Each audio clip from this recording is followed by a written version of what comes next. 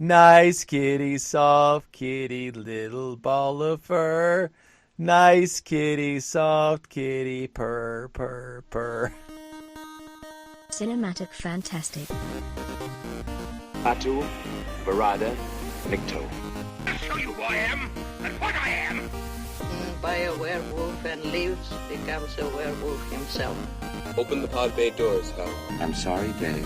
I'm afraid I can't do that. It's alive! It's alive! It's alive! Hello and welcome to the Cinematic Fantastic Podcast.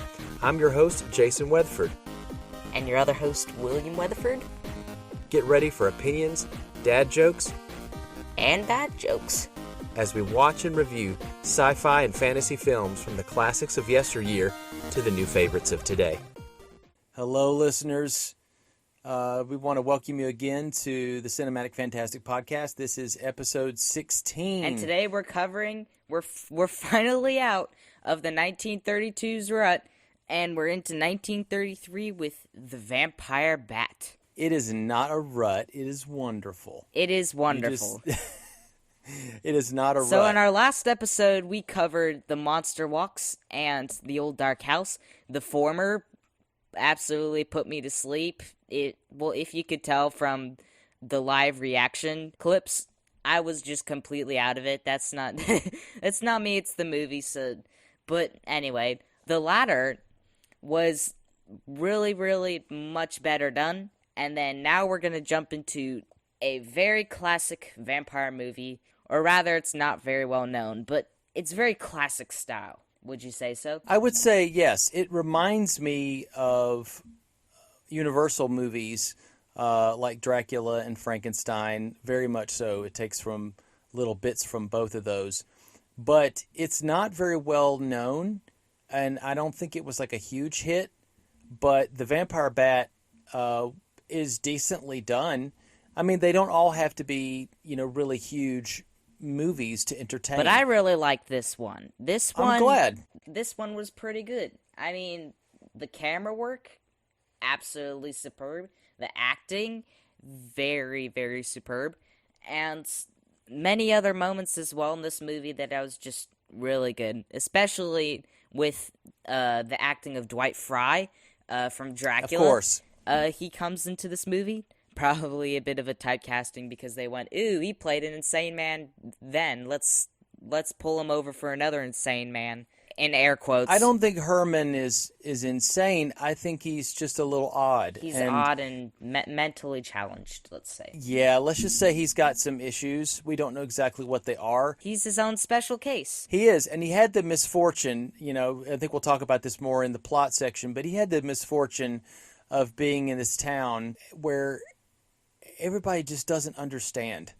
I mean, he likes bats, but again, we'll talk about that soon. And so, as you all know, this movie is called The Vampire Bat, and vampire bats are a very unique animal, upon which they're the monster that can both fly at you and run at you. Did you know that they can run, Father? I did not know that, They son. can literally hobble along, like, on their wings, in order to run at you. It's kind of a unique, hilarious gait that's really funny. I think there might be some videos of that, but it's really funny. I've seen lots of footage of bats, but specifically the obsession with vampire bats is because it shares the name with the blood-sucking supernatural fiend, but honestly, vampire bats are cute. They kind of are, and they're they live really tiny, and they're also really fat, which is the people who named this creature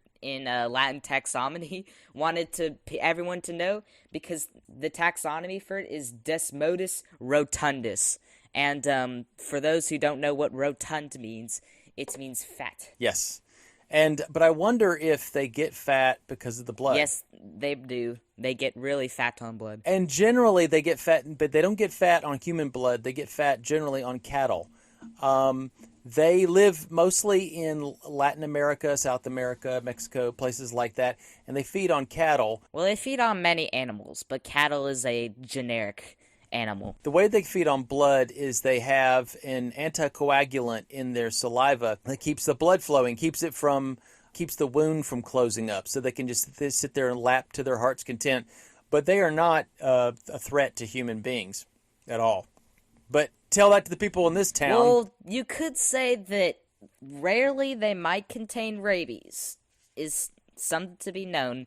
They can go after human blood, and it's very rare for them to have rabies. Even if they do have rabies, they will be, like, sick and all woozy from having it. So you'll probably easily be able to tell if there's a rare rabies vampire bat. Okay, so listen to this. If actually, as with most animals, humans are more a threat to the animal than the animal's a threat to us. Because as of right now, a lot of bat species are having some issues because of fungus, and one of them calls white nose disease or something like that, where basically, I think one time, William, we went to a cave a couple years ago, and they said that we can't touch anything. And we had to be, there was like a steam water vapor kind of thing they put over us, to get rid of bacteria and like white nose. Yeah, they didn't want us to bring in the fungus, in to kill the bats.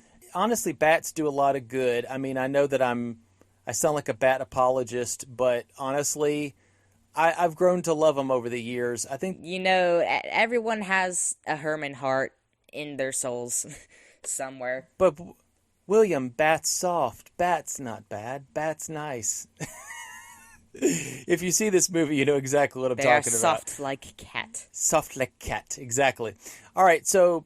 I know that we're getting onto some interesting parts of our own personal story and also our love for bats. And the general wonders of nature that they are. I mean, yes. Did you know that there's a lot of social, stuff that they can do? Like, apparently there's, regurgitation of blood when they, need it. It's really complex. You should go to the Wikipedia. They give it to the babies, I think, and they will... Bats are very social. Yeah, it's like a social thing for vampire bats, and it's really they take care of the babies. They're all like how it takes a village to take care of children. Well, bats operate that way. They all take care of the babies, and honestly, they get a bad rap. Honestly, a bat rap? You mean? But vampire bats are very interesting, and you go to the Wikipedia article, just the thousands of wonders of nature that are just waiting there. Yeah, I recommend it. There's just so much, even to just one animal. And then consider many species. And then, it just grows. And there's just, so much. I mean, it's immense. Anyway. All right, so the vampire bat, it looks like a bigger picture, like something more expensive, and I'll explain why. But it was distributed by... Majestic Pictures, which kind of like Astor, which did some previous work that we saw. The Monster Walks. Yeah, like Astor, it was considered a poverty row. But the thing is that I was surprised at that because this did not look like a poverty row movie. It's 1933. It's pre-code, and it was directed by Frank Strayer, same guy who did The Monster Walks. I was almost surprised because it looks better. It's better directed. And it probably wasn't a B movie. I mean, the B movies, It is a B movie. They do not get the budget, but the A movies, they do get the budget. So he probably got more budget with this one to work with. And if you don't give them budget, then they're generally more terrible because they don't have much to work with. Not very many time or resources. I'll tell you why it looks like it was more expensive in just a moment. So this movie stars... and we'll talk about them in a minute, but it stars Lionel Atwill, and we will see him a couple more times as we go through. He actually is in a lot of Universal movies, which is interesting. Fay Wray, which of course we saw her in The Most Dangerous Game, and she was also... Anything else that she was in? She is also going to be in King Kong, which is going to be very exciting to get to. That's her most famous role. I think anytime that they give her any kind of honors or whatever, they always mention King Kong. Melvin Douglas is in this one. Of course, he was in The Old Dark House in his mustachioed glory. And, of course, just that lovely character actor, Dwight Fry. we see him in a couple of really good roles, but honestly, his roles later on for Universal get more like bit parts. He gets a couple lines and that's it. So it's a shame because he's such a great actor, and he wasn't really well spent as an actor, I guess, from our perspective. We're always talking about our perspective. Yeah, his two greatest roles to me will always be Frankenstein. He played Fritz, and also his role as Renfield. Those are just the best to me. That's why he sticks out in my mind. Now here's the thing. Fay Wray and Lionel Atwill are in other movies together. The previous year to this, they were in a movie called Dr. X, and so they knew how to work well together. They also worked on a movie called Mystery of the Wax Museum for Warner Brothers. I've heard of that one. And while that movie was in post-production, while they were doing some of the effects and some of the different stuff on it, the movie was done. It was in the can, so to speak, as they say. They put it in the little metal canister, round canister, called in the can, if you didn't know. So they, while they're waiting for that movie to be done and go to theaters, they're like, well, Lionel is not really doing anything, and Fay Wray's not doing anything while they're waiting for this other movie to come on. Let's pull them in. So they exploited the advance press for the other two movies. So they contracted them for what they would kind of call a quickie horror film, because it was a rush job. They filmed really quick. They didn't have a lot of special effects to do, and they got it into production very quickly. They had lower overheads than the larger studios, because the larger studios were struggling during the Great Depression because they had to get funding, and money was a premium. There wasn't a lot of it flowing their way.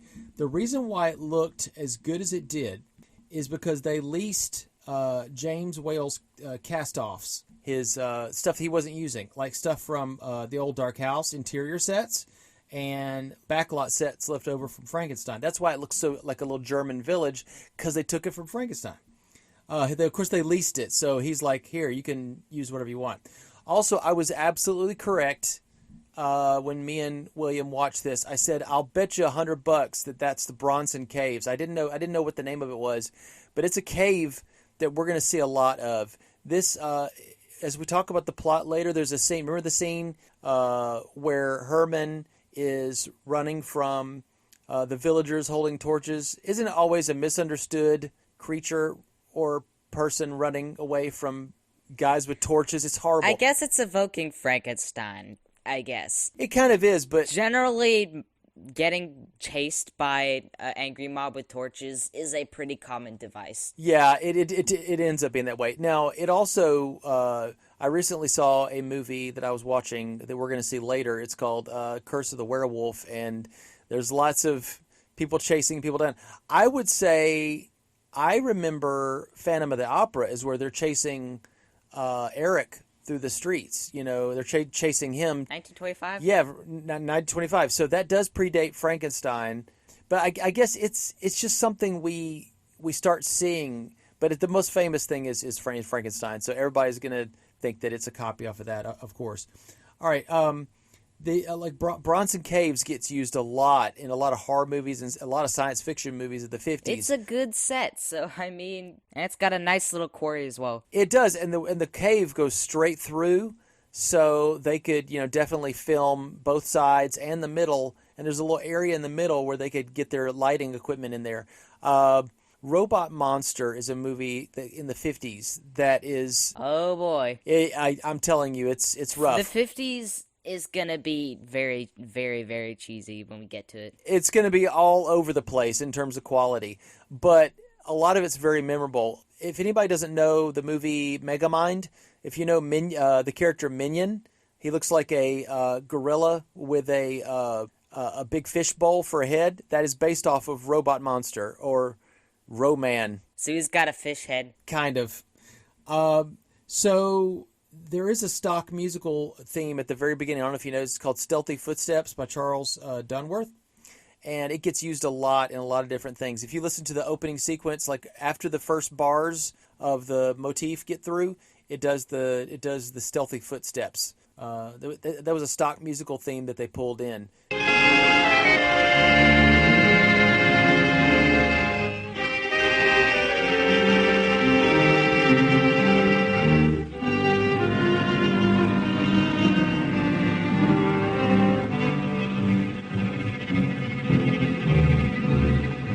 of course, it was either this or doing Swan Lake again. And thank you, they did something different. So they were able to get this movie into theaters about less than a month before Mystery of the Wax Museum came out. And it's about an hour long, hour and 3 minutes. So it's time well spent. That's the reason why it looks so like a Universal movie. Not only does it use Lionel Atwill, who was in some previous movies, and well, he was going to be in some Universal stuff later. I don't think Fay Wray was in anything. She was, except for RoccoW. She was in Most Dangerous Game. I thought she did a great job in that. I would say that's why this movie looks so Universal, is because they use the sets and they use some of the actors in some previous Universal movies. And they also have a nice wipe in every single scene change. Let's talk about that. Wow. It's cheesy, but it makes it really interesting, and it's like captivating when there's motion. So it's kind of like it's really nice. A couple of them work, but I was joking around with William when we watched this that there's more wipes in this than Star Wars. And I completely hold to that truth. Every single scene change. Some of it works though, William. There's a couple of wipes I was like, oh, that's kind of creative. And then after a while, I'm kind of like, okay. But I think I'll forgive the movie on that. So let's talk about the cast. Some of the cast members here, they have some famous movies coming up for them. And I think we'll probably talk about them more in detail when we get to that point. And there's also a lot of people that we've seen before, such as, Melvin Douglas, Dwight Fry. We've talked about them before. Yeah. Take a look at our episode, The Old Dark House, one we just did, and for Melvin Douglas information on him. And it's 2.5 hours long, so it's a long haul. Hey, it's not I listened to it. It goes by so quick. It's just great. Of course, I was there for when we recorded. And might as well leave 5 stars as well. I mean, we need the comments. We also read them. It's a win-win. Yeah, absolutely. And honestly, a lot of people will say, leave us 4 or 5 star review on iTunes. We'd really appreciate it. We so appreciate it. We're on Apple Podcasts, so do the same for Apple Podcasts too. Yeah, Apple Podcasts is part of. It's been folded into iTunes. I think they called it Apple Podcasts to kind of separate it out a little bit from the traditional music that you can buy off of iTunes. So that's the reason why. But people still say iTunes because iTunes can pull in podcasts. So a lot of times people will have iTunes installed even if they don't have Apple Podcasts installed. So it's kind of like a modular system. I think so. And I think that's just branding. It's all about branding to Apple. They're just trying to brand things a certain way to make it easier for some people to find things. But go do that anyway. So Lionel Atwill. Yeah, Lionel Atwill. Lots of interesting stuff about him, and one little bit of scandal, which we'll talk about. We won't go into too much detail. It's rather scandalous and spicy, so we'll stay away from that a little bit. He played Dr. Otto von Niemann. He's a scientist, and he's very. You start getting really sus of him. I think more toward the end. Not as sus as everybody else. I think they only realize toward the end that he's got some kind of issues. They have little clues, but they're like, I don't know. But they're really going towards the wrong suspect. So Lionel Atwill, he's a London actor, English. I think this whole thing was filmed in England. I think I'll have to see. I don't remember. He actually studied architecture before he went to the stage. He became a star on Broadway, and very shortly after he was in some silent films. I think after 1919. As the 30s started coming in, he was in Dr. X in 1932. I think Dr. X is on YouTube if you want to catch it. The Vampire Bat, Murders in the Zoo, and Mystery in the Wax Museum. Those were all in 1933, so the guy was busy. And he's also in Son of Frankenstein as well in the future. He is. This is probably where I recognize his name, but his face, because he has like a mustache and a hat and a monocle or something. That's how. But he's played Inspector Krogh in Son of Frankenstein. He has kind of this wooden arm. And he has to like move the arm in different positions because it won't move. It's like a prosthetic, and so it's very. He also parodied in Mel Brooks's Young Frankenstein. I think we watched that one quite a bit of ways ago. I don't think if we do cover that one, that would be pretty cool. It's kind of like a comedic take on Frankenstein. It is. The Frankenstein format from Universal, but And it's, I watched that one before I ever watched Frankenstein, so that might be worth revisiting, personally. it's a little racy, but some of the jokes, though, it is directed by Mel Brooks. Mel Brooks has got a very certain comedic shtick that he goes. A lot of the jokes make a lot of sense if you think about another layer to it.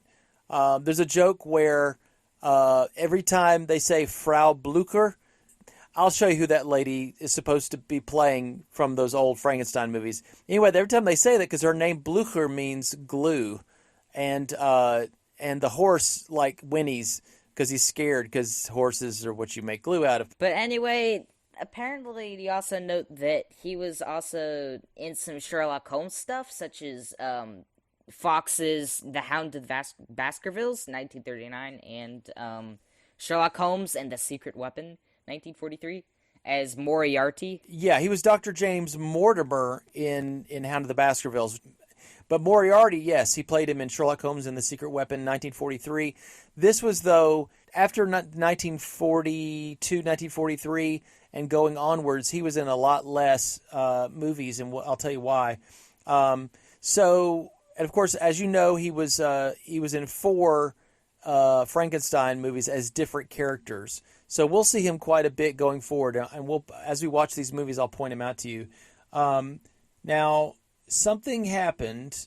He was kind of well known for throwing really crazy parties. Very illegal drug use and stuff. But something happened at one of the parties, I think off in another room.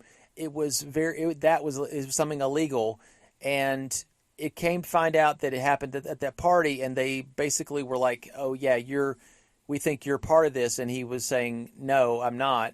He would never tell who did what, because he was basically, even though he could have, he wouldn't turn anybody in, and he kind of got blacklisted in a way. It wasn't communism; it was something a little bit more plain Jane. Now, he did make some minor small film roles after that. Kind of, like I said, most of the stuff that I remember him from was from the Frankenstein movies, so that's probably the majority of his parts. He was in a movie called To Be or Not to Be. It also had Maude Eburn as well, which was also in this movie, I think. Yeah, I think so. Yeah, I actually did, and I'll tell you about that.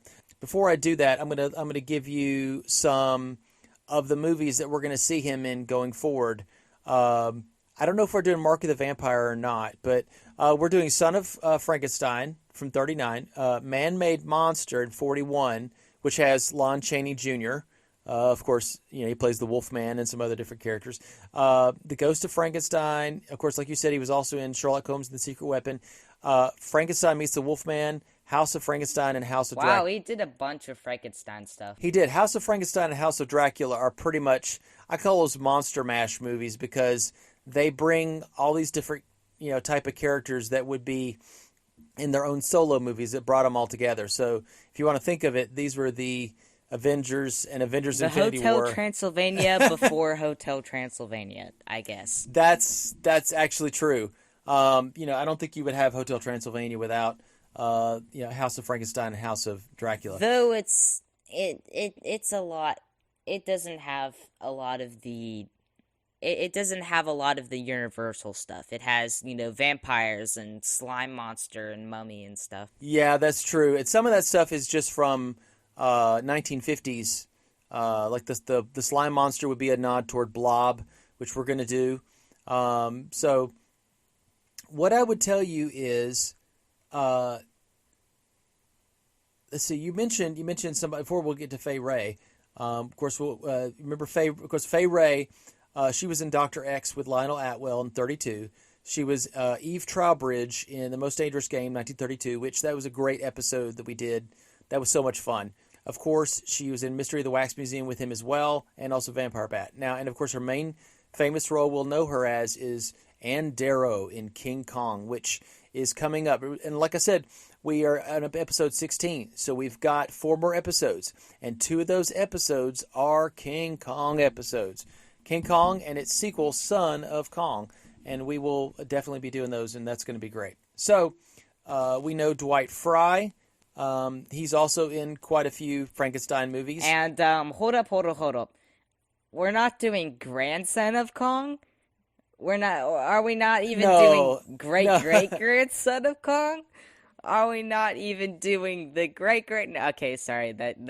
So the Kong movies, let me see if I can remember the Kong movies we're doing. Kong, Son of Kong. There actually is a kind of Kong reboot that they did. Kong Skull Island? Well, that's different. Much later, though. This is Toho's King Kong. Toho is a Japanese company that's famous for all the Godzilla movies. Godzilla movies. Godzilla versus King Kong. They did multiple of them. Yeah, they did multiple of them in the 60s, year after Well, they year. did 1962, and I think there was another movie later on that's a solo Kong effort, and that one is called King Kong Escapes, I think, and that one's a trip. So basically, King Kong was very influential, so... Oh, yeah. And anyway, we're getting way ahead of ourselves. Yeah, so like I said, if you want to learn about Dwight Frye, we do talk about him in pretty great detail on the Frankenstein. The Dracula episode. The Dracula episode was the one we talked about him most. Okay, great. Well, check out that one and Frankenstein to get an idea of his contribution. So there was a character in this movie. He's the Burgomeister, otherwise known as the village mayor guy, and he has that white shock of hair, right? Remember him? Mm-hmm. I was like, he looks very familiar to me, and the reason why is because he played the Burgomeister in Frankenstein. So he's very good at Burgomeisters. Yeah, and he plays a similar role in Son of Frankenstein and Ghost of Frankenstein. So when we see Lionel Belmore is his name, when we see him, we're just going to point at him and go, him! It's him! And then also, with him and Lionel Atwill being in Frankenstein movies, we could go, ooh, there's Lionel. Wait, which one? Right, exactly. So let's get on. So, okay, and also we did a movie with the actor who plays the character of Emile in this, Robert Fraser. Right, and Emile was in White Zombie. What was the guy's name? It started with a Beaumont. Yeah. Right? Monsieur Beaumont. He was the guy who got Murder Legendre into killing that woman and resurrecting her body as a zombie. Yeah, that movie was a trip. That was crazy. So... Yeah. You mentioned Maude Eburn. I didn't know a lot about her, but I didn't know what else she's been in. She was in To Be or Not to Be with Lionel Atwill. Her first sound film role was in a movie called The Bat Whispers, which is interesting because she does the vampire bat. That movie, The Bat Whispers, is based off of I think The Bat Whispers and The Bat and some of those remakes of that. There's a play called The Bat or The Bat Whispers, and I think that some of the imagery in it inspired Batman, maybe? I would say so. I think there's just too much like Batman to just kind of dismiss it out of hand. But the funny thing about her is if, as we notice, she is, in this movie, she plays a hypochondriac, which is somebody who believes that they have some sort of disease, one or another. Yeah. And they've got to find some sort of cure. It's a very unique disease. If you could even call it a disease, because technically that'd be proving them right that they do have a disease. Well, it is a dis-ease is an issue. It's a disease of the mind, I think. Now, here's the thing, though. I think it is kind of played for laughs. The last scene of the entire movie, I think, is a way to leave you with a kind of a chuckle, which a lot of these movies, have you noticed, they leave you with a little bit of chuckle at the end, even though they were frightening or suspenseful. There's always got to be the guy at the end who says, hey, you got a match? Just like in White Zombie. Yeah. Or even another case where, the monster walks, they got to have the grandpappy was ape. Oh, no. And that was terrible. Instances. That was a terrible joke. I'm sure that joke killed and they thought it was hilarious, but it was very inappropriate. Anyway. Culture was different at that time. It was normal. Yeah, it doesn't mean it. Now, we can watch the movie and we can enjoy certain elements of it, but I don't celebrate those elements. I just see them as cultural artifacts. Like when you look at things, when you look at somebody, with an abacus, and you go, hey, you guys, just stick around. We'll have computer tablets later. So here's a little bit of a quote from Maude Eburn, who played Gussie, who is the hypochondriac. She said, "When I first came to New York, I said I didn't want to be beautiful young girls or stately leading women, but wanted parts that had something queer in them, especially if they were dialect." So somebody who's a fairly odd person. Strange. Odd, yeah, strange. Would have done well in The Cat and the Canary. If she said, especially if they were dialect, that means like if I get to have an accent. And you know what? I totally agree. In all the parts that I've done on stage, I've always got a chance to do some kind of voice or something different or something odd about them. And those are my most enjoyable roles. I think that you got to, a lot of the other actors, they got to do something very... Like Dwight Fry? That's why I kind of have an attraction to watching Dwight Fry just do stuff on screen, because he's going for it. He's, whatever he's doing something strange. No matter, he outshines anything when he's on screen. And so it's a shame that he only had like 2 or 3 really, really good roles. But he's very memorable. We'll never forget Dwight Fry for what he did. So that's the production of this movie. So do you want... I'd like to read to you some of the cool things about vampire bats from the Wikipedia. It was talking about their social regurgitating, and I'll quote here. So social regurgitation, like Twitter? Yes. Exactly, Facebook. That was more like Facebook. Not okay. That's my dad joke for this evening. So keep going. I quote here, it says, "A vampire bat can only survive about 2 days without feeding, yet they cannot guarantee finding food every night. This poses a problem. So when a bat fails to find food, it'll often beg another bat for food. A donor bat may regurgitate a small amount of blood to sustain the other member of the colony." That's really interesting. Oh yeah. It's interesting, and it's an interesting mechanism for survival. But if I were to see somebody else, tell another member of their family that they're hungry, and then they throw something up and they eat it. Actually, that's very common for a lot of birds of prey, vultures, eagles. They'll regurgitate food for the babies. But vampire bats, they do have tons of interesting things about them if you want to go see. Yeah, absolutely. And honestly, in the words of Bruce Wayne, they're great survivors. And in the words of Herman, he says they're nice and soft like cat. Yes. Every time Herman would have, would put the little bat in his pocket, I kept thinking of the nice kitty, soft kitty, little ball of fur song from Big Bang Theory. We could play a clip right here. Soft kitty, warm kitty, little ball of fur. Happy kitty, sleepy kitty, purr, purr, purr. But obviously I don't get that since I don't watch Big Bang Theory, or I haven't really watched any sitcoms much, really, but... It's classic. That's okay. I think you would probably relate to the main character of Sheldon. A lot of people have said that he's probably on the spectrum, probably with Asperger's or whatever, but they never say that he is. But I think he might be, and that's fine. He's probably the most entertaining character of the whole bunch. He steals almost every scene that he's in. But I think they overuse him in the show a lot too much. And the show went on for way too many seasons, and I just couldn't take it anymore. I was like, I'm done. So yeah. And also, I will say this about Big Bang Theory: it kind of showed people, nerds playing Dungeons and Dragons, and it made it look cool. Even before Stranger Things did. Yeah, but Stranger Things cameoed D&D very much. So, as far as I can tell, obviously not having ever watched it. Well, what Stranger Things did is it also would take the big bad or the big monster or big creature, and they would rename it something from D&D to kind of so they would kind of figure It's out like, ooh, how to it's the destroy it. gelatinous cube. Well, they had the Demogorgon, and they had Mind Flayer, and this season it's Vecna, the evil lich sorcerer. So yeah, they're basically they're having to give the evil a name, and so they're choosing something from something they understand.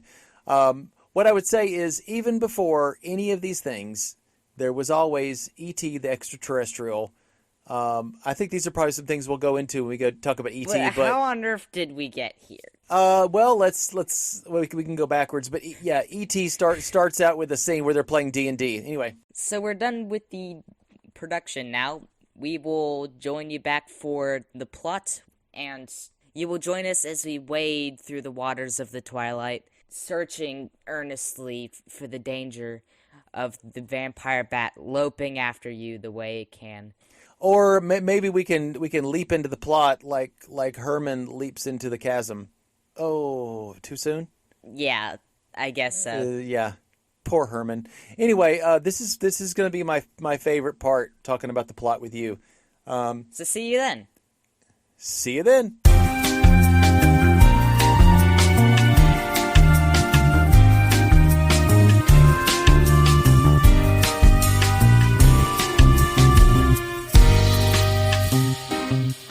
Welcome back, listeners. You're in the plot zone. It's the zone where we lay out the plot of a film, specifically in this case, The Vampire Bat, and we talk about it as we go. So, spoilers. But this movie is available on Blu-ray, DVD. I think you can also watch it online. They actually had a copy of this in the Wikipedia article about Vampire Bat, so you could actually watch it straight there. But we do always recommend Blu-rays because the thing is, the actual studios at their vaults probably have the highest quality versions, concerning they actually made it themselves. So they're probably the best quality, 4K outputs and stuff that they had right on hand. Yeah, if they didn't own it, they basically are restoring it. There's a lot of studios that do restorations, and they find old movies that, there's some movies that were like the people found in a dumpster, and they cleaned it up and it became cult favorites. So, and also there might be like some IMAX versions maybe on Blu-ray or something that might not be anywhere else. I doubt it. That extra hired part of the thing is just absolutely expanding. Anyway, how about we go do some impromptu KENOBI review zone. Whoop whoop. No spoilers, minor spoilers. All I wanted to say was that I really did feel that the last 2 episodes are what the entire story should have been, and that there were many plot contrivances that were some issues. I mean, some people are like, hey, it's Star Wars, I'm enjoying it for the entertainment, and that's fine. Some people go, oh, this seems a little iffy in terms of the story, because, it suffers through some the classic prequel problem of, hey, we got important people, important characters, important events, why don't they remember them otherwise? So it's like, for instance, why didn't Leia remember meeting Obi-Wan, for instance? So, well, also there's some things she doesn't reveal. My thought on this is you have to really kind of come up with contrivances to make things make sense. You have to come up with the solution to the contrivances, yes. If you notice this, Leia never meets Obi-Wan in A New Hope. Yeah, and they don't have as close a relationship as they have. That's the thing. I thought this would have been really well if it was his own adventure. That's what I thought when I originally heard of KENOBI is, oh, he's going to be on his own adventure somewhere else, doing something else, because that's interesting. But no, we get the showdown of the century when we already had it in A New Hope, so, welp. Maybe, maybe he's helping other Jedi hide, and something happens, and he, in his quest to try to help those people, he lost sight of what he was supposed to do, and he had a good idea at the time, and maybe it caused their deaths, But then he would be reticent to get Luke involved because he'd be afraid of losing Luke. So again, you're making up stuff that honestly is just. I could get what the writers are thinking. I can get, okay, they put some story beats, but everything else and everything in between is not. It's really iffy territory. My question is, ask yourself about any particular thing. Does it have to be told? Yeah. And the answer is mostly no. Honestly, yeah, we could have done without this series, and, like, seriously, we need a new standard for Star Wars. If it's gonna be really bad as in Boba Fett. This was slightly better than Boba Fett, definitely, but still, we still need a higher standard for Star Wars than that, because it was famous for a reason, and then Disney is just kind of bringing it down into B-movie territory. Well, let's put it this way. Not everybody's going to like everything that a particular group puts out. But honestly, and I have my issues with certain things that Marvel is doing right now, as choices that they're making. But I'm watching it going, okay, you're taking me somewhere. Let's see what you do with it. And that's kind of also the thing is, these characters that you have in this Marvel Cinematic Universe, they are based off of comic book characters. They've never been put in any kind of form in live action in this world. So you kind of have some freedom in doing that. You can kind of create your own thing while yet still giving a nod to the original things. Yeah, like Rogue One, it kind of, like, it introduced new things and stuff, kind of, but it was very loosely kind of based. It didn't have any, like, important characters that take place in it. That's why I feel like Kenobi is 5 out of 10, and that I really do feel like it should be a lot better with Andor. That's what I'd like to see. Andor be better. I liked some aspects of Andor as far as decisions they made in the... Obviously, it's not out yet, but... Yeah, well, I'm talking about in the trailer. If it's anything like the trailer, they're going with a different subsection or corner of the Star Wars universe. Which would be very interesting to explore. That's kind of what I wanted Kenobi to kind of be. The reason I think why they're doing this is because they like the actors. They do. They like the actors, they like the characters, everyone else does. I mean, it's Darth freaking Vader. Well, listen to this, okay? We have Ewan McGregor. Who wouldn't want to work with Ewan McGregor again after working with him before? Also, Diego Luna, who plays Andor. He's a great actor. He's got. I saw him in season, I believe, 3 of Narcos, and he did a really great job in that. So I'm like, why wouldn't you want to work with him again? So you come up with these projects just to write for them, but this is just a character who popped up in one movie and he died, and he did something interesting, but it's not like these are questions that no one was asking. Like, no one was sitting here going, I want there to be an Andor series. They just came up and said, we have an Andor series, and we went, okay. You know what I'm saying? Yes, but I really did enjoy some things of this movie. Like, as we got to the final episode, there wasn't really any thematic material, but then they brought in thematic material at the end, and I'm just like, yes! Like, I mean, seriously, I wouldn't be surprised if John Williams came and overhauled the music and just went, here, put some thematic material. It'll help you. And you have reached the spoiler territory. It's not a spoiler. I'm gonna say is they pull in the main theme, they pull in the Force theme and everything, and I'm just like, where was this everywhere else? Mute it, and do you still have the same feelings? Because they're playing off of the emotions that they previously created in you. You have to be aware when they're pulling your strings. What I'm saying is that previously there wasn't any thematic material. The music was kind of boring. And then when they brought that in, I was like, this is honestly, 5 and 6 is what the whole series should have been. Yeah, but wait, watch it on mute and see if you feel the same way. But I'm not as pessimistic with you on the Kenobi front. Well, I'm pessimistic because a lot of times a movie will pull my heartstrings, and I'll let the movie do that, and then later I'll feel used.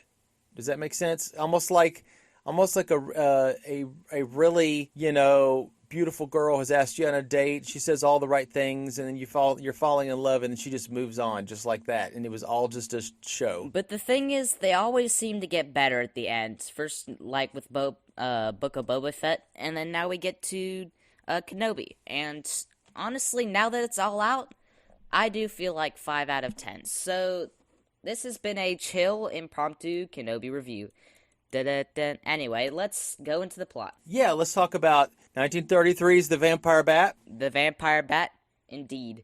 So, we start with a wonderful theme. You said it was stealthy footsteps. Honestly, you said stock, but I thought even if it was stock, it set the mood pretty well. I thought it did. It's a great stock music. I'm not complaining. I didn't know it was stock music until I read that, and I went, because I haven't heard it in other films. If I were to listen to some other films in which it was in, I'd be like, oh, okay. But it's a great piece anyway. So yeah, so is Swan Lake. I mean, I don't hate hearing it every time I hear it. I think it's great. But I thought this one, the Stealthy Footsteps, it's in line with it, and it's also more interesting than Swan Lake. It's thematically interesting. Yeah, I agree. Because Swan Lake doesn't apply at all to the horror space, really, at all. So, the clock strikes midnight, and the Lantern Man appears. A scream erupts from a window in the house at the corner, and the Lantern Man passes by. We cut down to the Burgomaster's quarters, as we get a Van Helsing-style vampire discussion between the town officials. It's exposition discussion. Exposition discussion. An expo-scussion. Okay. That's not going to work, is it? I was trying to make that like a new meme thing. Expo-scussion. It's not going to work. It's not catching. I guess the scush makes it a lot less better of a term. Scush is not really good part of it. No, I don't like the way that sounds. That sounds like something Jack Black would come up with. Like, this is totally the scush, man. Anyway. Like what's your position on the scush? You know, that's how he talks sometimes. Anyway, so we get a discussion between the town officials and our protagonist, Carl, who's a police inspector who's very skeptical about the vampire ordeal. Vampires are at large, I tell you. Vampires. Malignant demons who issue forth from their graves in the dead of night to attack their victims and drink the blood from their veins. Cotton Himmelbrecht, Snyder, don't jest. That blood-sucking legend belongs in the same category with werewolves and all other peasant superstitions. Well, all the records in the world can't make me believe in vampires.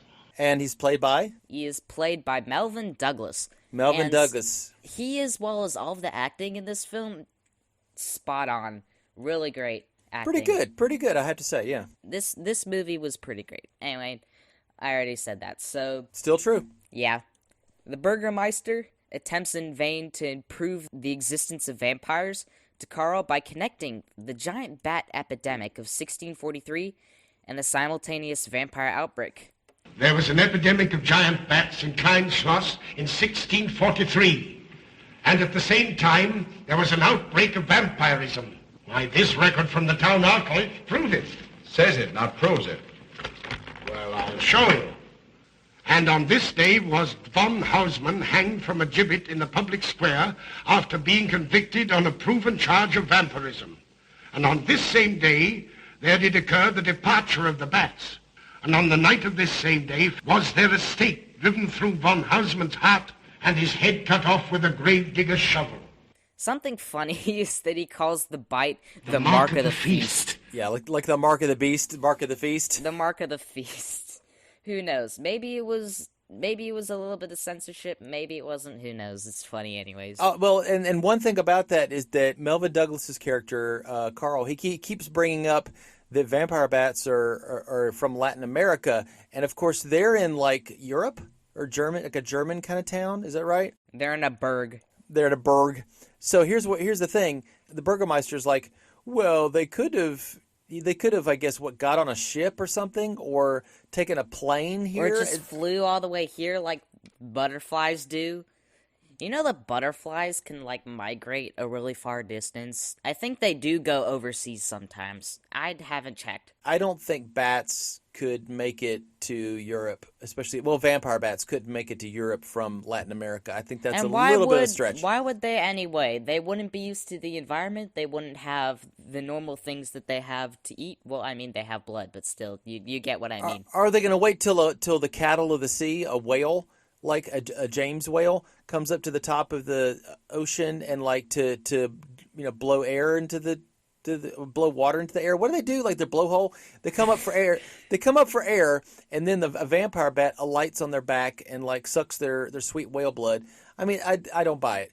So yeah, I think that Melvin Douglas is very skeptical, which is it plays off of the superstition versus science. And I think that's superstition is a very Van Helsing word. He says superstition a lot in a very famous way. He does say that a lot, yes. And honestly, if everybody had just believed Melvin in the beginning and gone at this in a science-based investigation, they would have come to a good conclusion. As of course, when you outlay the plot here, we'll find that out. But superstition gets poor Dwight Fry killed. Anyway, I'm sorry. I'm skipping ahead. So sad. Carl then returns home to surprise his girlfriend Ruth, who we meet then, by kissing her while she studies her chemicals in the lab of the house. We are also introduced to Ruth's Aunt Gussie, whom Carl scares with tales of vampires. This clammy old place is bound to give me pericarditis, enterocolitis, neuritis, rheumatism. Speaking of chills, Frau Schnappmann, did you know the village is supposed to be infested with ghouls and vampires? Oh. Vampires. Pariahs among fiends. Demoniacal creatures with huge canine teeth who bite deeply into the necks of their victims to quaff and gorge on blood. Warm human blood. There's no such thing as a vampire, Carl Brett Snyder. I don't believe in it. You're just saying that to frighten me. And I just won't be frightened. Oh, she's Mrs. Hypochondriac Comic Relief? Yes, she is, definitely. So, next we get to Dr. Von Neumann, who's another character as well. He was played by Lionel Atwill, and he was a pretty good role for it, but Melvin Douglas definitely was a pretty good actor as well. He plays a good leading man in this, and he's got a kind of a wry sense of humor, kind of sarcastic. I kind of like it. And, I liked him in Old Dark House as well. So, it's probable that, as he gets older, his acting roles probably won't be as leading man material. Probably will be more like dads, a lot of dad characters. I think, didn't we talk about that previously with Melvin Douglas? Is that Yeah, he played a ton of dad characters, which is really funny. Yeah, when you get older, hey, that's what you do. When guys get older and they start playing older characters. And then, they get a grandson, sit him in front and say, hey, I'll tell you a story. And then here comes Commence the Princess Bride. Anyway. Yeah, exactly. Exactly. Anyway, so Dr. Von Neumann is visiting Martha Mueller, who's a patient who was recently attacked by a bat. Also visiting is Herman, who is a mentally challenged bat lover, who also gives her a nice little flower. Yeah, and it's just a kind thing he does. But the superstition that people have just cause everything he does to come into question. All right, so he also explains that bats are soft, like cat. They're not any trouble to anybody. They soft, like cat. They not bite Herman. Which, of course, triggers Martha with some PTSD, resulting in their leave.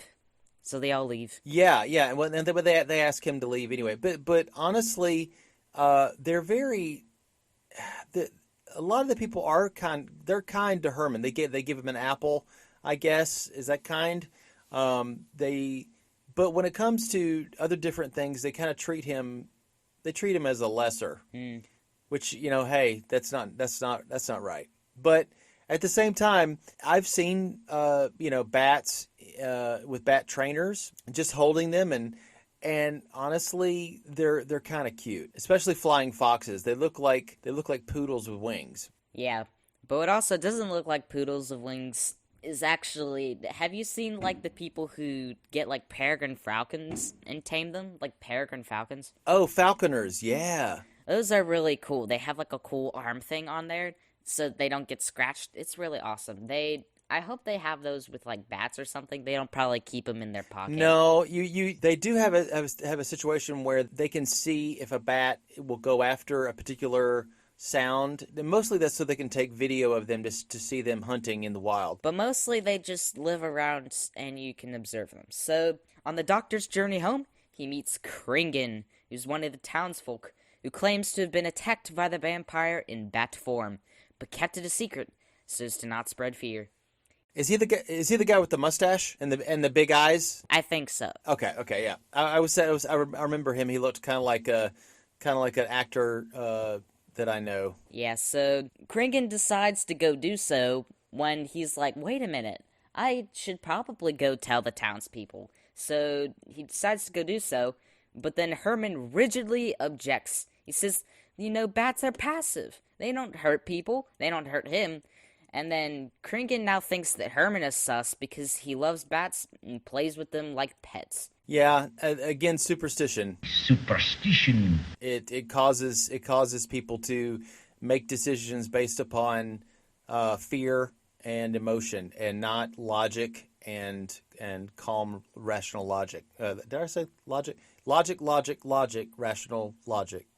Alright, so we then get to the next scene, when many village men cower in a store away from Herman, under assumption of him being a vampire. We then get to another scene where Martha is put to sleep, as Carl and Ruth chat in the lab with von Neumann before heading to bed. There are many strange happenings, my boy. Many mysteries beyond the power of the human mind to comprehend. Have you a theory which might explain these deaths? Well, I'll be pleased to discuss it with you, but not now. I have some very important work to do. Or tomorrow, then? Tomorrow? Yes, perhaps. We'll see. While von Neumann enters a locked door very suspiciously. And it's like one of those big doors with the and why does he have it locked? But once you see what's behind it, you kind of realize that there's definitely something weird going on here. I mean, he's a doctor, and he's got lots of science and beakers and everything and all that, but the way that it's even put in front of the camera is you see him through this almost a spider web or lattice work of all these chemicals and beakers and stuff. It looks like he's a spider catching flies. That's just what I thought of. That's amazing, an amazing conclusion. So it's not so far off. We then get to the next morning where Martha Mueller is dead. She's now died overnight. Everyone concludes it is vampires. Herman specifically. Did they have a Among Us meeting? Somebody called a meeting and they all came together and they voted and they said, I think it's vampires. How many times are we going to say sus in this episode? Look. Every single time it's Among Us and sus anyway. You know what? A lot of these movies are very much based off of that kind of mystery style where a bunch of people are in a house or area. It's an enclosed area. Someone dies. Who did it? But this is not so much of a whodunit mystery as much as a horror piece. So yeah, that's true. It's not really like the monster walks to the old dark house kind of style. So von Neumann inspects the body outside with the crowd all around him. They're trying to hear what he says. And Herman enters and he sneaks up some stairs, also in order to see the body as well. So Neumann admits that vampires could possibly exist, and he recounts a case of some natives of the Amazon trying to cure their tribal brother of vampirism with a herbal antidote. It's very interesting. Citing a case in which he saw a native tortured to death on an anthill by his tribe brothers. They swore he had become a human bat. And, states Jamison, he confessed it. Do you mean to say that such a thing as a human vampire is possible? Who can say? I don't mind admitting that I'm up a tree. Stumped. And Herman then sees the dead body, and no one noticed him at this point, and so he just screams, and he runs away, and everyone's like, oh, right, you're here. I mean, he loved Martha. Yes, he did. He loved her a lot. She was very sweet to him. But everyone is sus of him now. Well, yeah, when he screamed, they just took that to mean, oh, well, he's a creep or something. And everything that he does, they see through this glass or this glass of lower classness. that he is. Or whatever. This superstition. Superstition. They see it through that lens, and everything he does is just that's casted upon him. He can't get away from it. I don't think he had a chance. It's just because he was just born into the wrong time, born into the wrong village, and he just happened to like bats. And, nothing wrong with that. Yeah, there's nothing wrong with liking a particular thing. I mean, look at us. Hey, we like really specific movies that no one probably could have ever heard of before. Yeah, and also your sisters have guinea pigs. Okay, by the way, if anybody didn't know that, his sisters have guinea pigs, and they're really sweet and cute. And they're fluffy. They've got dark eyes, and they've got fluffy fur. I guess we know who has the obsession now. well, if they had wings, wouldn't you say that those guinea pigs were still cute? That's what I'm saying. If we could redo the title art, it would obviously be a guinea pig with wings, I guess, then. You know what? Let's commission, if they are alive, I can do it. The Universal Monster movie artists and get them to draw it for us if they're still alive. I think I would love to. They'd probably be like 92 or something, who knows. I would have all the characters looking up in kind of a circle kind of formation and the guinea pig with wings in the middle. Yes. Let's do it. All right. Well, not actually, so. Krinken then exclaims, Herman wouldn't harm a baby, and you know it. I've walked the streets of this village for over 40 years, but tonight's the end. He knows that I've totally played with bats. He killed her just like he did all the rest, and now he's gonna kill me. Unless he's killed and a stake driven through his heart, I'm a doomed man. He'll kill me. He'll kill me. I'm doomed. He'll kill me. He'll kill me. I'm a doomed man. He'll kill me. So next morning, Herman then peeks into Dr. Von Neumann's garden as Carl and Ruth are out flirting, and Gussie is trying to figure out her disease. Herman then plays a trick on Gussie by imitating a cat in the bushes, attracting her only for her to get her fingers nipped by an adorable turtle. Wow. I mean, come on. She's like a horrid beast, and it's just a tiny little turtle. Yeah, well, everything is a source of, disease and pain and horror to her. I mean, what a horrible life to just be going around thinking that there's, a plague around every corner. I mean, I know we just came through a horrible thing that I can't say the name of, but, we went through, but think about that, is that you're constantly in fear of infection, and it's just, what a life to live. I couldn't live like that. I just couldn't do it. Yeah, it's just like constantly worrying about diseases, am I right? Anyway, so Herman then tries to eat out of the fruit basket, only to get told off by Gussie not to, with Herman licking his blood to trick the audience as usual. That is something that he does in this movie, is just they make him do very vampirish things in order to make the audience go, maybe it is the vampire after all. Oh, it's the vampire. Also, they are kind of playing off the fact that he was, they're obviously playing on the fact that he was Renfield, Dracula's minion in Dracula, only a few years earlier. I mean, people recognized him from that. You don't think that that may have affected how somebody watching this movie would go, oh, of course, they're right. He's obviously a vampire, or obviously in league with them for some reason. So it's kind of a red herring to throw you off the trail. So Gussie then goes off for a bandage to prevent tetanus, obviously, because concerning a wound, you'll get tetanus. So, meanwhile, Dr. Von Neumann, Carl, and Ruth, they're discussing vampires inside the house.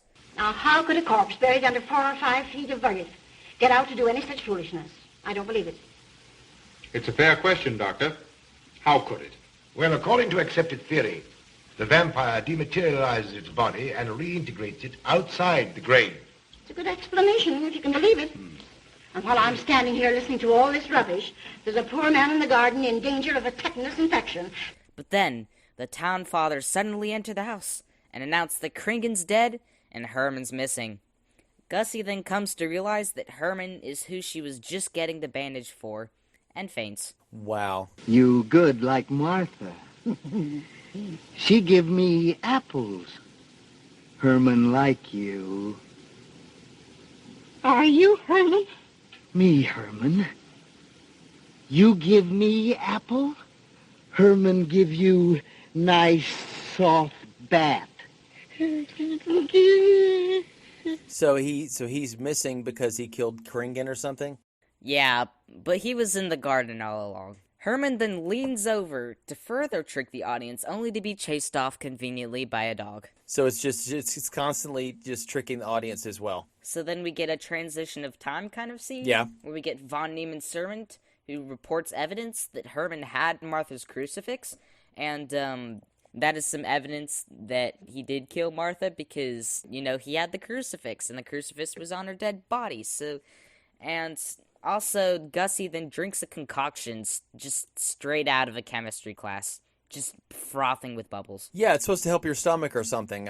Honestly, I would not even trust myself to look at something just frothing like that. That is probably not safe to consume. Anything to prevent diseases, I guess, is what she was thinking. There is something called Alka-Seltzer that has foaming bubbles in it, and it's actually good to calm your stomach down. But this was just like foaming, so... You also mentioned the servant of Dr. Neumann. His name is Emil, and he's played by, was it Robert...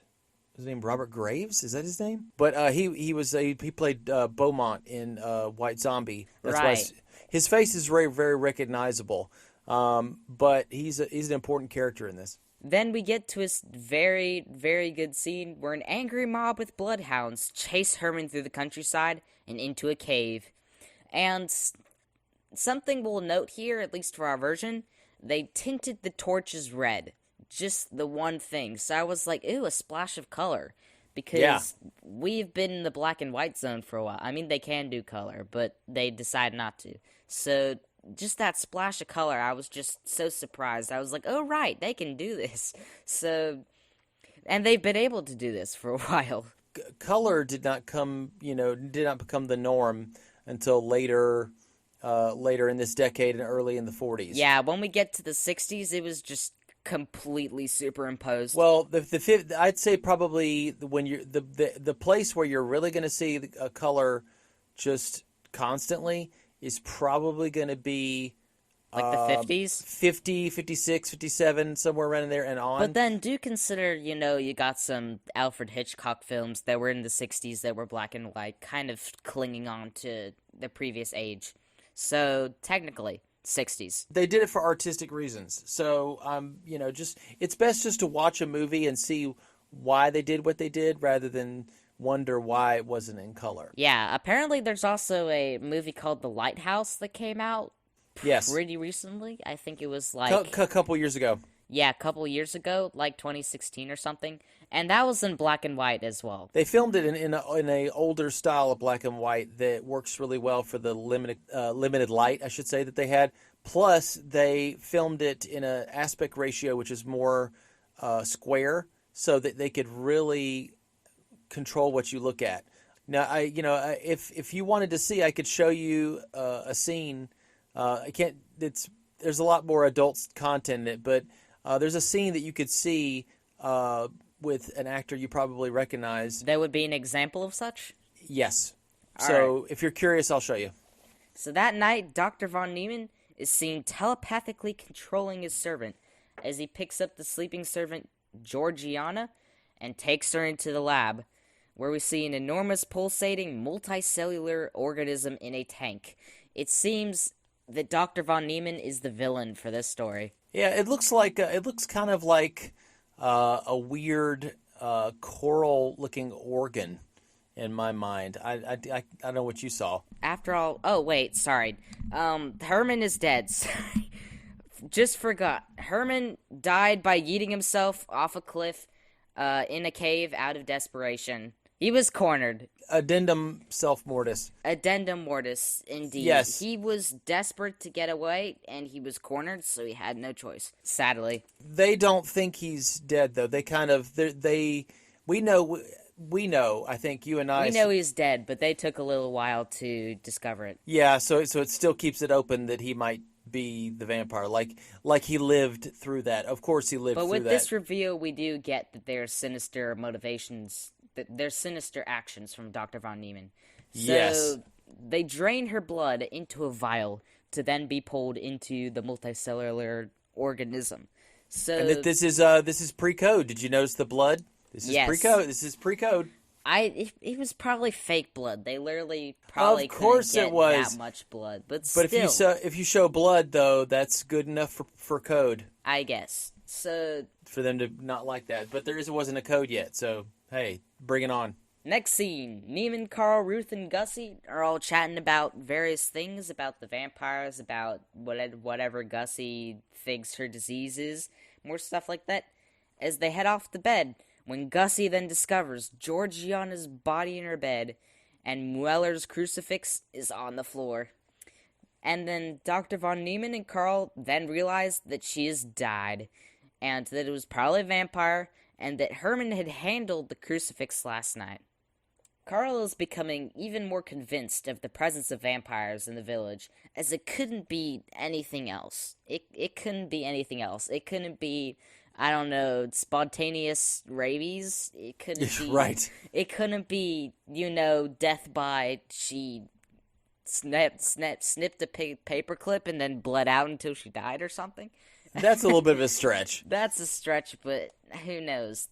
They could be like, it's a paperclip. The paperclip killer would probably be the best mystery novel in the whole world. Do you think that they are making you think that Carl is kind of doubting his own scientific explanation, even as we are shown that it's probably he was probably correct the whole time and thinking that it wasn't supernatural, but he started leaning towards supernatural because a lot of his solutions or his thoughts are not coming to fruition, or his possible things he possible think it could be. It's not. I don't know, but we're finding out he was right all along. That's the key. That's the key. So the two conclude that Herman is the guilty one. But then the Burgermeister comes, and he gives the news of Herman's death. So they're back at square one, sadly. But they ask to give Herman a good burial, for which the Burgermeister leaves to go do. Yeah, and also in my old readings of vampire lore, when I've nerded out about that, supposedly one of the reasons why you should give someone a Christian burial or a proper religious funeral rite is because that they would rise again as the undead. Because they weren't properly killed. That's the one thing, is that with vampires, you have to kill them properly. Yeah, not only do you stake, and they mentioned that earlier in the story that the Burgermeister is telling Carl. They talk about staking a stake through the heart and chopping off the head with a shovel? Yes, specifically a shovel, I guess. Well, I mean, you're burying him with the shovel, and it's a sharp object, so there you go. Who knows? I mean, your fingernails are a sharp object, kind of, so, cut off his head with your fingernails. Yeah, I don't think they have enough time. Yes, they would not have enough. Okay. That would take forever. That's kind of gross. Anyway, let's get back to the plot. So, Carl then broils the question of who would want blood, after all, in his head, and he's just absolutely steaming in his head, and he's just like, how on earth could it be? Who would even want it and stuff?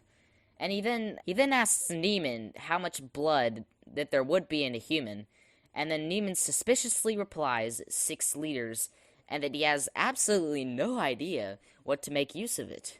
And that's really sus, as we know. Yes, but what makes Carl, I mean, honestly, Dr. Neiman is a scientist. He'd probably know, he'd be able to rattle off a fact like he knows how many liters of blood are in a human body. I mean, there's some people who are really big on facts like that. But it depends on, the size of the human. So this is like the average human, or like, how do you calculate that? You'd have to slaughter multiple people in order to get an average, am I right? So No, I mean, you'd have to average it based upon, a couple different things, and then you'd have to just kind of give a good estimate. So Carl then says that he intends to comb the place inside and out, to which Dr. von Neumann says, "No, Carl, you're really agitated. You should probably go home, take 2 sleeping pills, and call me in the morning." Oh, you mean poison? You mean poison? Yeah, it's poison. He literally slaps a big green skull or not green. It's not in color. You get what I mean? It says poison, like, and then it has a label across it saying sleeping pills. No, it's underneath of it, so you can still see poison, and it's just like... I know. They did that for our benefit. You know that.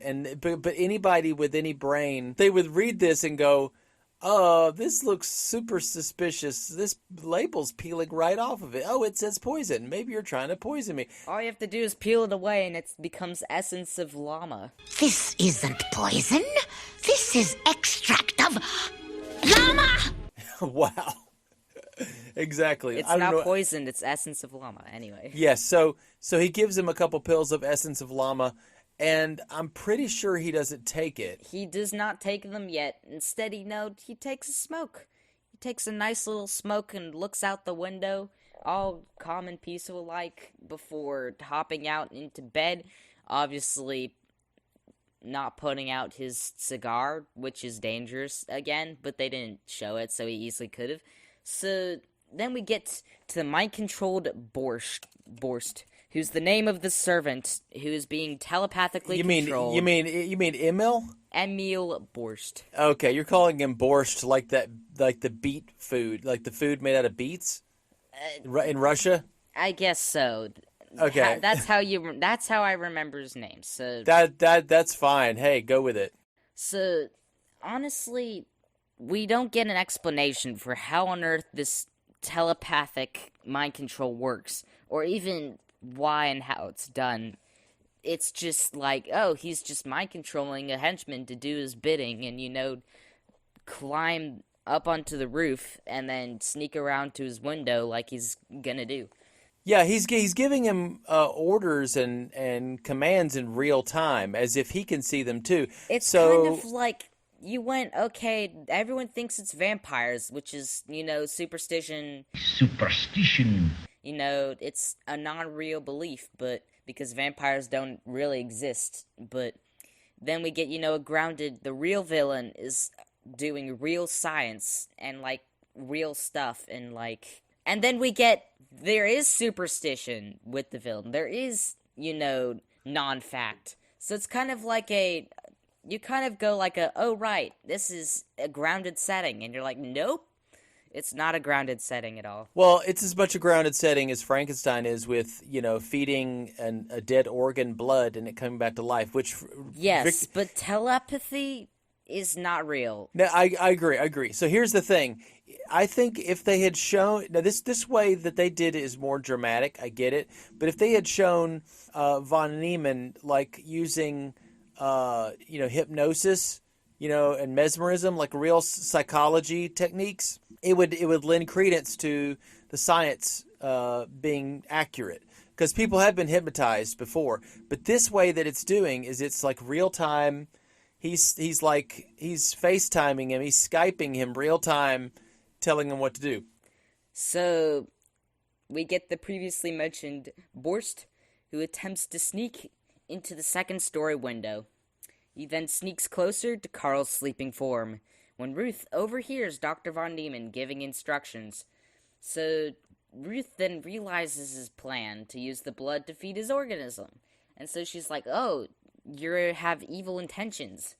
So... She saw him vent. Yes. So then when she goes to report the body, he then sees her and then kills her, or not... In Among Us, you would kill somebody. I guess she got sabotaged? I think he grabs her... In short, he grabs her and he ties her up and gags her in his lab after a very Frankensteinian speech. You're the one. What mad thing are you doing? Mad? Is one who has solved the secret of life to be considered mad? Life, created in the laboratory. No mere crystalline growth, but tissue. Living, growing tissue. Life that moves, pulsates, and demands food for its continued growth. You shudder in horror. So did I the first time. But what are a few lives to be weighed in the balance against the achievement of biological science? Think of it. I have lifted the veil. I have created life, wrested the secret of life from life. Now do you understand? From the lives of those who have gone before, I have created life. Yes, it's almost out of Frankenstein. I will tell you this.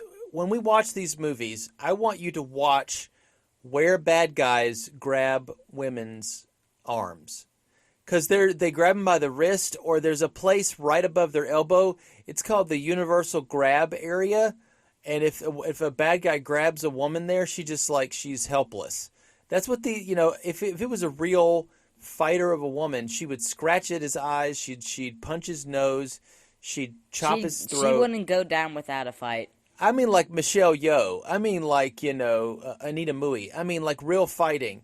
We will have to watch something with her in it later. But anyway, the point is, she would fight, but I know that this is just a lab assistant or a scientist in her own right, but you don't think that she would, like, struggle? But again, this is for the movie's sake, so... For the movie's sake, she's just sitting there, watching them insert miscellaneous chemicals into a tank with an eyedropper. And it's just like, why don't you just give me the eyedropper so I can cleanse my eyes of this mess? I guess. Exactly. I don't want to see anybody's face again. Wow. Okay, that's really dark. Anyway, wow, so much darkness. No parents. Gee Louise. Like, yeah, this is Vampire Lego Batman, I guess. All right. So anyway, as you were saying, as I was saying, we then get Borst. He's in like a trench coat, and he's entering with Carl's body on a trolley, and so he slots him in right next to Von Neumann. So Von Neumann pulls off the sheet off the body, only it's Borst, and then Carl then pulls off his coat, and it was actually a swap. Yeah, that was a nice. That little... was really kind of a useless plan. I know, I liked it though. A disguise was good, but why put him on the platter? I mean, it's a way to shock the doctor, I think. I honestly, I liked it. I was like, oh, you sneaky guy, and I like that he kind of looks like the Shadow. There's a famous pulp comic radio hero known as the Shadow. He always wears like this black trench coat, big wide-brimmed hat, and a... Kind of like if you've watched Spider-Man Into the Spider-Verse, the noir Spider-Man? Yes, like very much. Then we're down to the wire, and Dr. Von Neumann, who's seen Carl, Carl then pulls a gun on him, and then he unties Ruth, walking slowly toward her while holding the gun at his self. So then Dr. Von Neumann then wrestles Carl, trying to get the gun away and to, wrestle him for wrestling's sake. So Borst then gets the gun from Carl, and he shoots Dr. Von Neumann off-screen before shooting himself off-screen as well. We're at the end of the movie, guys. It was a pretty good movie. So then we get this last scene. Yeah, I don't know what putting Epsom salts in your body is supposed to do. It makes it look like she either has to go throw up, use the bathroom of one or two. Let's put it that way. I don't know what she has to do, but they kind of have a little laugh at her expense. Like we've said before, it's the anyone have a match, kind of scene at the very end. The scene, and it's just like it's a very simple thing. Gussie comes to Carl. She's excited. She's found a cure, but then she says the chemical formula, walks away, and it's revealed to be Epsom salts as Gussie hits the head. And that's how the movie ends. Yep, and honestly, a lot of these, like I said, a lot of these movies you have that. A lot of times in horror movies that I've seen, people are screaming as much as they are laughing because there's a buildup of tension, and the release of tension is generally in a chuckle or laugh. It's just like you get to go on with your own day. Yes, even if it's a nervous laugh. So it's like when it's like in a TV show and it's just like they go on a big errand only to realize that they already had the resources or something, and it's just like, oh hey, I already got the milk. It's just like right. And it's like da da da da da da. Yeah, exactly. Or famously at the end of almost every Rescue Rangers episode, there's always a little joke or a little thing, and they're just sitting there laughing at the joke for like what feels like a minute, and and then the credits roll.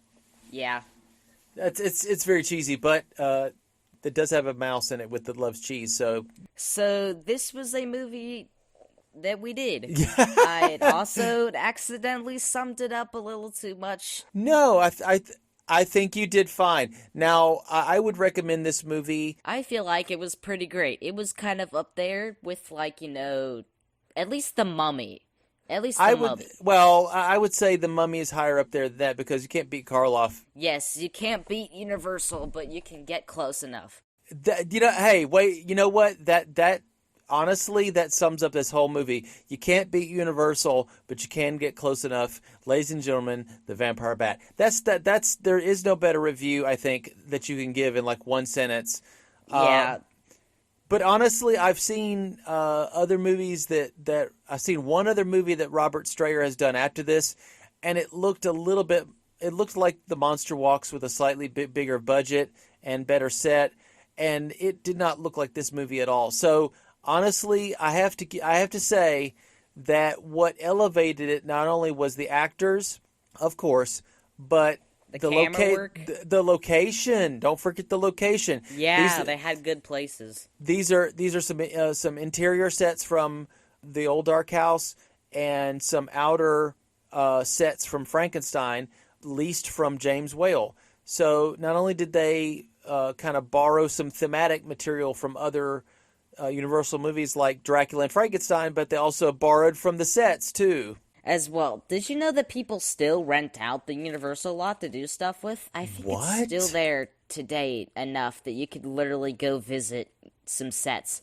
That's amazing. Obviously not the ones that were built, because those were probably crumbled down. Yeah, but there's a Universal lot that you can go beyond. There is, and a lot of these sets for these movies, they've rebuilt them because they crumble a lot, and things happen to them over the years. You have to kind of you're doing more recreation than anything.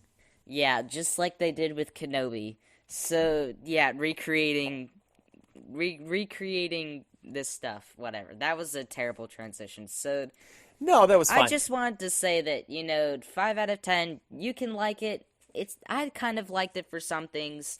It was overall that now it's all out is pretty good. I liked it a little bit. I just hope it'll get better. Yes, I will tell you this. Of the next movies that we're doing, all of them are pretty good. Some of them are great.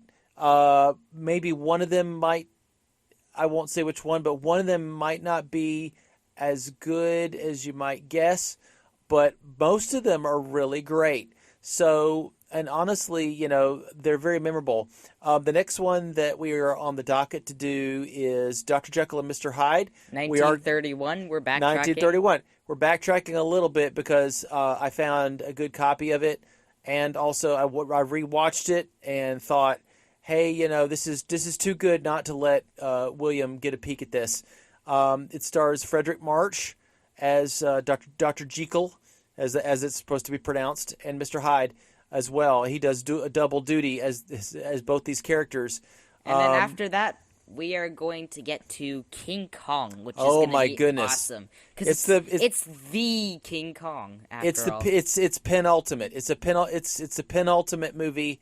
Every movie that you see after this, you're going to be looking at certain elements of it going. This is the climax of the monkey obsession of the 1930s. Though there's more monkey obsession to still go, but we've got some ape movies to come. We've got some Mighty Joe Young. We've got some Son of Kong, which is a direct sequel right after King Kong, taking advantage of that sweet King Kong bucks, that money, and then also another small little movie, very Universal-esque movie. It's The Invisible Man. And that's I think the last one that we'll leave the season with. Me and William are discussing if we're going to do some bonus episodes as you wait for the next season to come along. We will talk about that and see. And I'll tell you what, we'll surprise you with what we choose. We won't say what we'll do now, but whatever we do, it's going to be really good, and it won't necessarily follow the chronological pattern that we're doing here, but it definitely will have a kind of a theme to it, so to speak. And I'm going to put it to a vote between me and William. We'll talk about this during the break time in between seasons. All right, so another thing is that by the time you're listening to this episode, I will most likely be at summer camp. It'll be really awesome, and I will return definitely in the next episode, but it'll definitely be a little wait. But yeah, I'm really excited for summer camp, and it's a great honor to be able to go. We've got some awesome summer activities to do, so yeah. So are you saying that that the schedule might be a little strange coming up, or it may be a little bit of a delay as we get the next one of the next episodes produced? Yeah. But if you be patient with us, and you'll definitely have some great stuff upcoming. I'm very much looking forward to doing the bonus episodes as well as the new movies that we have for you in season 2. So don't miss it. And keep those 5-star reviews going. If you can find us on Apple Podcasts and you really enjoy what we're doing, just drop us a line. Give us 4 or 5 stars if you feel that you want to. We appreciate it. And just tell us what you liked about it. You don't have to say much. Just a little bit is very sweet and nice. Also, we do want to have you email us at cinefanpod@gmail.com. We would love to hear from you there. Plus, we have a Facebook page. My goodness. You're getting all this stuff out. We already put this at the end. Oh, we put that at the end. I forgot. But you know what? It never hurts. Let's end it off with a random poem about vampire bats. You want to hear it? Oh. It's kind of like a children's thing. And I did not know you were going to do this, and so I'm absolutely... I'm doing this impromptu as well. So do it. Go. This one's called The Tale of Heretta and Mixie. I'll just read the first paragraph. It's not about vampire bats. It just has one line that says vampire bats. So. Oh, okay. Oh, here we go. So Heretta had a mission today, and she took her cat. Can we also take my dog friend and his vampire bat? Sorry, her mother replied, that might scare Grandma, you know. So Heretta and Mixie, her cat, took off through a layer of snow. Aw, that's lovely. So bats scare grandmas, bats scare Aunt Gussie's, bats scare villages. But they do not scare Herman. And they eat bugs. The bugs that annoy you, they eat them. They eat mosquitoes. Oh, how great must that be? A bat that eats mosquitoes. I hate mosquitoes. I'm sorry. I know that hurts people's feelings that I would hate on an animal, but I hate mosquitoes. Thank you to the bats. We all. Thank you to the bats out there. Blood-sucking animals. Those darn Oh, right. I'm talking about vampire bats. Actually. No. The blood. The blood-sucking monsters are not the vampire bats. Exactly. You get it. Now you get it. Okay, let's end it on a pretty high note, and also that KENOBI was kind of mediocre, 5 out of 10. Anyway, let's end. See you in the next one. I'm Batman. Don't forget to open your third eye and telepathically message us at cinefanpod@gmail.com. Set your chronoscope dial to the future setting and peruse cinematicfanpodcast.wordpress.com. Hunker over your ham radio as your keen ears listen for the ghostly voices tweeting on our Twitter @cinematicfanta1. Exchange all of your money into Republic credits and donate at our Patreon page at patreon.com/cinefanpodcast. Ending transmission now.